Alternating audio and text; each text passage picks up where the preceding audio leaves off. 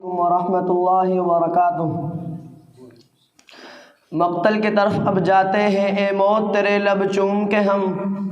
مقتل کی طرف اب جاتے ہیں اے موت تیرے لب چوم کے ہم، لے جام شہادت پیتے ہیں ساقی کی ادا پہ جھوم کے ہم شمع یقی کے پروانے شعلوں سے محبت کرتے ہیں، ہم شمع یقی کے پروانے شعلوں سے محبت کرتے ہیں، اے زیست ہماری راہوں سے ہٹ ہم موت کی عزت کرتے ہیں۔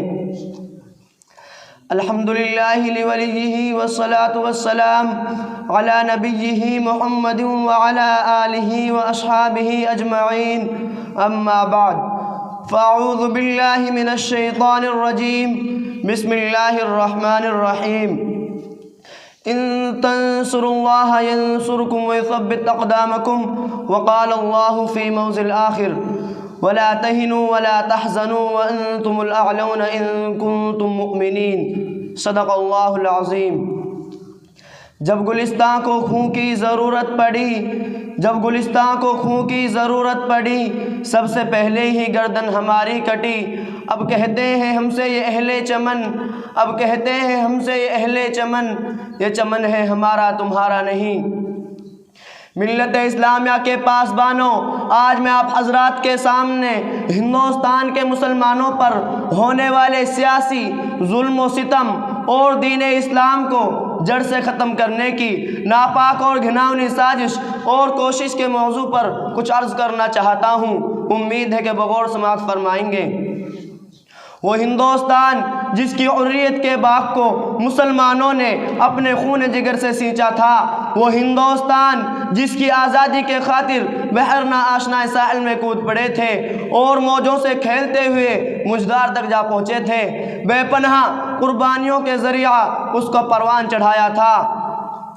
آج اسی ہندوستان میں مسلمانوں کو طرح طرح کی اذیتیں اور تکلیفیں پہنچائی جا رہی ہیں، مسلمانوں کے قلوب سے اسلام کی محبت کو ختم کرنے کی نہایت گھناؤنی اور ناپاک سازشیں ہو رہی ہیں۔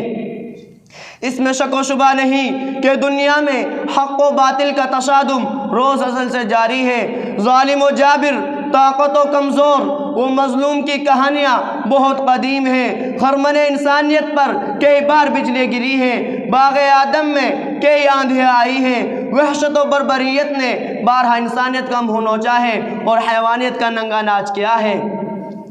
اور اس میں شک نہیں کہ ہم پر مصائب کے پہاڑ ٹوٹ رہے ہیں۔ ہم مظلوم و بے قصوروں کو فرقہ پرستوں نے ظلم و ستم کا نشانہ بنایا ہے، ہماری ماں بہنوں کی عزت و آبرو الٹی جا رہی ہے۔ برادران ملت، یوں تو ہندوستان میں کسی بھی دور میں مسلمانوں کا حامی کوئی نہیں تھا، لیکن جب سے فرقہ پرستوں نے ہندوستان میں جنم لیا، اس وقت سے مسلمانوں کی رہی سے ہی سکون و چین چھن گیا ہے، کیونکہ ان فرقہ پرستوں نے ہمہ وقت مذہب اسلام کو مٹانے کے لیے نہ جانے کیسی کیسی رچنا رچی ہیں۔ غور تو کریں، کبھی وندے ماترم جیسی گندی و ناپاک چیز کو نافذ کرنے کا حکم ہوتا ہے، جس کی وجہ سے نیند حرام ہو گئی تھی۔ آج بھی بہت سارے اسکولوں میں یہ گیت گائے جاتے ہیں جس گیت میں سراسر کفر بھرا ہوا ہے، جس گیت کو ایک بار پڑھنے سے انسان خارج اسلام ہو جاتا ہے، جس گیت کو ایک بار پڑھنے سے مسلمان نہیں رہتا۔ آج وہی گیت ہندوستان کے مدارس و مکاتب میں پڑھنے کے لیے بچوں کو مجبور کیا جا رہا ہے۔ آج ہندوستان میں مدارس و مکاتب کو ختم کرنے کی کوششیں کی جا رہی ہیں، ہندوستان کے مدارس کو دہشت گردی کا اڈہ قرار دیا جا رہا ہے، اور یہ الزام لگایا جا رہا ہے کہ جتنے بھی فسادات ہو رہے ہیں ان کے پیشوا اور لیڈر یہ ملا ہے۔ اس لیے پہلے ان کو ختم کیا جائے، اور اس کی آسان صورتیں نکالی گئی کہ مسلمان کے کسی بھی مدارس و مکاتب اور مساجد کو ختم کر دیا جائے۔ اسی وجہ سے ہماری عبادت گاہوں پر پابندی لگا دی گئی کہ مسلمان کسی بھی مدارس و مکاتب اور مساجد کو نہیں بنا سکتے،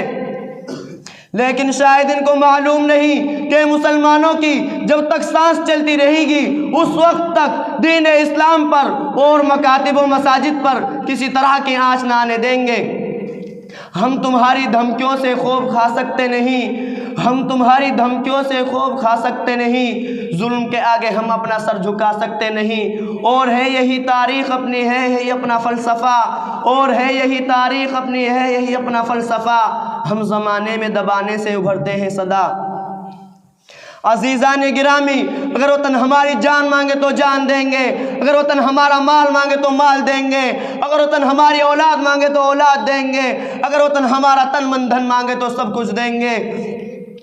لیکن یہ نہیں ہو سکتا کہ مسلمان نبی کریم صلی اللہ علیہ وسلم کی جاہ و جلال دے، یہ نہیں ہو سکتا کہ مسلمان آخرت کو چھوڑ کر دنیا کو ترجیح دے۔ آپ حضرات کو تاریخ یاد ہوگی کہ انگریزوں کی ظلم و زیادتی جب حد سے آگے بڑھی اور انہوں نے اسلامی قلعہ کو مسمار کر کے اس پر تسلیث عقیدے کی بنیاد رکھنی چاہی تھی، تو سب سے پہلے حضرت شاہ عبد العزیز صاحب علیہ الرحمہ میدان جہاد میں کود پڑے، اور افضل الجہاد کلمت حق عند سلطان الجائر کے جذبہ پیکرا سے سرشار ہو کر ہندوستان کے دارالحرب ہونے کا فتویٰ دیا اور انگریزوں کے خلاف محاذن قائم کیا، اور اس بات کا تہیہ کر لیا تھا کہ غلامی کی زنجیر کے ٹکڑے ٹکڑے کر کے ہی دم لیں گے، جس کے نتیجے میں مسلمانوں کو مصائب و مشکلات کے کن کن مراحل و دشوار گزار گھاٹوں اور وادیوں سے گزرنا پڑا، وہ تاریخ کا ایک المناک باب ہے۔ کسی شاعر نے کہا کہ ٹل نہ سکتے تھے اگر جنگ میں اڑ جاتے تھے، کہ ٹل نہ سکتے تھے اگر جنگ میں اڑ جاتے تھے، پاؤں شیروں کے بھی میدان سے اکھڑ جاتے تھے، مجھ سے سرکش ہوا کوئی تو بگڑ جاتے تھے، مجھ سے سرکش ہوا کوئی تو بگڑ جاتے تھے، تیغ کیا چیز ہے ہم توپ سے لڑ جاتے تھے۔ برادران ملت، وہ ٹیپو سلطان ہی کی ذات تھی جس نے یہ کہہ کر کہ گیدڑ کی 100 برس کی زندگی سے شیر کی ایک دن کی زندگی بہتر ہے، لوگوں کی رگے مردہ میں آزادی کی برقی لہر دوڑا دی تھی، اور خود بھی انگریزوں کے خلاف برسر پیکار رہے، یہاں تک کہ میسور کی دھرتی پر خون کا آخری قطرہ بھی آزادی کی خاطر بہا کر شہید ہو گئے۔ اگر یہ مسلم قائدین کا قافلہ غلام ہندوستان کے پرپیچ اور بھیانک جنگل میں آزادی کی شاہراہ بنانے کی غرض سے سرگرم سفر نہ ہوتا، تو یہ تنگ نظر احسان فراموش غدار جو ہم سے وفاداری کی سند مانگتے ہیں، ان غداروں سے میں کہتا ہوں، اگر ہم ہیں غدار تو پابند وفا تم بھی نہیں، اگر ہم ہیں غدار تو پابند وفا تم بھی نہیں، اپنی کثرت پہ نہ اتراؤ خدا تم بھی نہیں۔